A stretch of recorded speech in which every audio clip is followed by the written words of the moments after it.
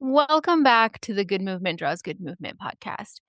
As you may or may not know, we record new episodes 2 weeks ahead of when they go live. And 2 weeks ago, we had Vacation Bible School. We had our own branding. We had neighbor brandings. We had all the things, and I let the week slip away from me. As a result, we are re-airing a past episode this week. This one is on feelings and emotions and why they're valid and what they mean and what they can teach us. And I thought that this episode would be very fitting to re-air at this time, considering the past couple of weeks episodes where we talked about feelings and emotions and how valid they are and how to deal with them so that the people in our lives don't have to. So with that, I hope you enjoy this rerun.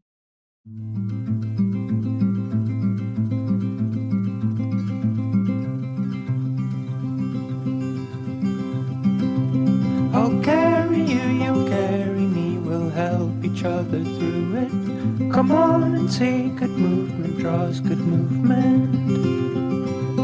Welcome to Good Movement Draws Good Movement, the podcast where farmers, ranchers, and rural folks can grow relationally through awareness, understanding, and effective communication. Hey, it's T. I'm your host, and I, along with my guests, will be covering topics related to drawing good movement. Things like self and social awareness, brain science, positive psychology, extending grace, and so much more. We'll share tools that can help you understand why you are the way you are, why others are the way they are, and how you can use that to step out of self-told lies with grace and compassion to draw good movement in conversations, relationships, and life in rural America. Let's go draw good movement. Welcome back to the Good Movement Draws Good Movement podcast. Every emotion has a purpose. And I think that is something that is really misunderstood. But every emotion has a purpose. It's what we do with it that can hurt or heal. I think in our rural culture, actually, honestly, just our human culture as a whole, we tend to label emotions as good or bad. I mean, I grew up thinking that some feelings were better and more acceptable to show, and some needed shoved way down deep. And I really don't think that line of thought is all that uncommon. I recently shared a video on TikTok, and the text on the video said, "In case no one told you, the validity of your feelings is not diminished by whether or not they make logical sense to you or anyone else."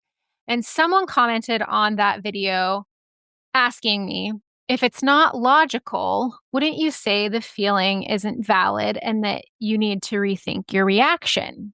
And my response was, I wouldn't say a feeling is invalid because we don't get to choose our feelings. Feelings are information. They show up before logic. But the reason that people maybe think that if a feeling isn't logical, that it's not valid is because we place so much emphasis on logic and thinking. Our logical thinking brains can do. But in reality, feelings come first into our brain. Our right brain is really fast and it takes in information and it is responsible for feeling. And then it travels over to our left brain. And that's where logic lives. And that's where we can decide what to do with it. So again, even if it doesn't seem logical, it doesn't invalidate the feeling. It's like when your cattle are spooked at something and you can't see it. Their reaction feels illogical to us, but to them, the information is real. And just because we don't see it doesn't mean it's invalid. I mean, obviously they have way more heightened senses than we do, so they can see things we can't. But just because we don't understand it, again, does not make it invalid. So the purpose of emotions, let's talk about that for a minute. I mean, we've talked about anger here on the podcast recently, and we've talked about emotions here at various times on the podcast, but anger points to crossed boundaries or injustice. Fear alerts us to danger, whether that's real or perceived. Sadness signals loss, helps us slow down and honor what matters if we're paying attention to it and recognizing it as valid and not shoving it way down. Joy draws us closer to people and experiences that fill us up, that fill our cup, that nourish us. Emotions are signals, they are information. So when I ignore what a cow is telling me through her body language, I miss critical information. If I ignore that, I miss the fact that she's feeling too much pressure. And if I keep pushing on her, she's going to either come at me or run way, way off. And it's the same with our feelings. If we ignore the feelings that we have in our bodies, we are missing critical information. So again, a feeling is automatic, not chosen, and always valid. Thoughts help us interpret our feelings or the information that we're taking in, like physical information, what we see, things that we actually physically feel, like, touching sandpaper, your thought is, whoa, that's rough. And action is what we do with it. So while I wouldn't say a feeling is invalid, I would rethink a reaction after I've taken time to sit with and learn from the feeling. The danger isn't in the emotion itself, it's our response to it. So, for example, anger. We hurt people when we lash out, we choose violence, we're aggressive. Or we can choose to use our anger for healing by naming the boundary and acting with clarity. Fear can look like paralysis or avoidance or fleeing. Or if we're learning from it, we can use it for preparation and awareness. Sadness can look like numbing and shutting down, or it can look like healthy grieving and asking for support. So here are some practical tools to actually use emotions and have them help you discern what action to take. So first, pause and name. When a strong emotion hits, maybe it doesn't even have to be strong. When an emotion hits, pause and acknowledge. I'm feeling, fill in the blank with what emotion you're feeling.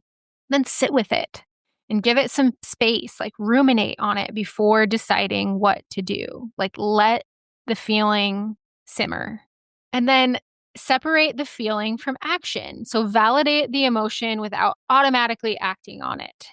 And then rethink the reaction. Ask, is my next step going to hurt or heal? If I want to use this emotion for healing, what's the next right step? So again, there's no such thing as a bad emotion. Every feeling is valid, whether it makes sense to you or not. Every single emotion has a purpose. It's what you do with it that matters. And at the core of my one-on-one good movement guidance is learning to work with emotions instead of against them. So this stuff that we've talked about in this podcast episode, we dig even deeper into that if you choose to work with me one-on-one. And I want to leave you this week with a practice. It's a simple one.